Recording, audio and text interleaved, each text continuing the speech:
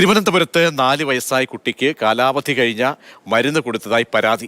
പെരുമാതുറ കുടുംബാരോഗ്യ കേന്ദ്രത്തിനെതിരെയാണ് പരാതി ഉയരുന്നത്. പനിയും ചുമയുമായി ചികിത്സ തേടിയ കുട്ടിക്ക് കാലാവധി കഴിഞ്ഞ മരുന്ന് നൽകിയെന്ന് കുടുംബം ജില്ലാ മെഡിക്കൽ ഓഫീസർക്കും ആരോഗ്യമന്ത്രിക്കും നൽകിയ പരാതിയിൽ പറയുന്നു. എന്നാൽ കുടുംബത്തിന്റെ പരാതിയിൽ നടത്തിയ പരിശോധനയിൽ കാലാവധി കഴിഞ്ഞ മരുന്ന് കണ്ടെത്തിയില്ലെന്ന് ആശുപത്രി മെഡിക്കൽ ഓഫീസർ അറിയിച്ചു.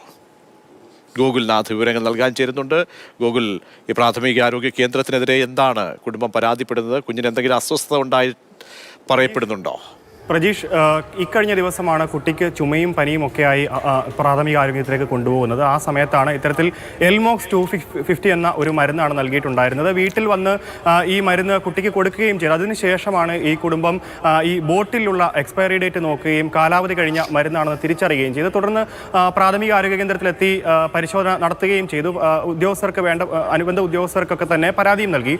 തുടർന്ന് നടത്തിയ പരിശോധനയിൽ ഈ സ്റ്റോക്കിൽ ഇത്തരത്തിൽ ഡേറ്റ് കഴിഞ്ഞ മരുന്നില്ല എന്നുള്ളതാണ് അറിയിച്ചിട്ടുള്ളത്. എന്തായാലും കുടുംബം ആരോഗ്യമന്ത്രിക്ക് അടക്കം പരാതി നൽകിയിട്ടുണ്ട്. ആ പരാതിയുടെ അടിസ്ഥാനത്തിൽ ഇന്നും അന്വേഷണം നടക്കുകയുണ്ടായി. ഇതിൽ ഈ സ്റ്റോക്ക് എത്തിയിട്ടുള്ളത് ലോക്കൽ പർച്ചേസ് ആണ് ഇത് നടത്തുന്നത്. കാരണം ഈ മരുന്ന് നിലവിൽ സ്റ്റോക്കില്ലാത്തതുകൊണ്ട് തന്നെ പുറത്തുനിന്ന് വാങ്ങുന്ന സ്ഥിതിവിശേഷമാണുള്ളത്. അപ്പം ഈ മരുന്ന് നിലവിൽ ഈ സ്റ്റോക്കിൽ കാലാവധി കഴിഞ്ഞ മരുന്നൊന്നും കണ്ടെത്താൻ സാധിച്ചിട്ടില്ല എന്നുള്ളതാണ് ഇപ്പോഴത്തെ നിലവിലത്തെ ഈ പരിശോധനയുടെ അടിസ്ഥാനത്തിൽ പുറത്തു വരുന്ന വിവരം. എന്തായാലും കൂടുതൽ പരിശോധനകൾ ഇപ്പോഴും അവിടെ നടന്നുകൊണ്ടിരിക്കുകയാണ്.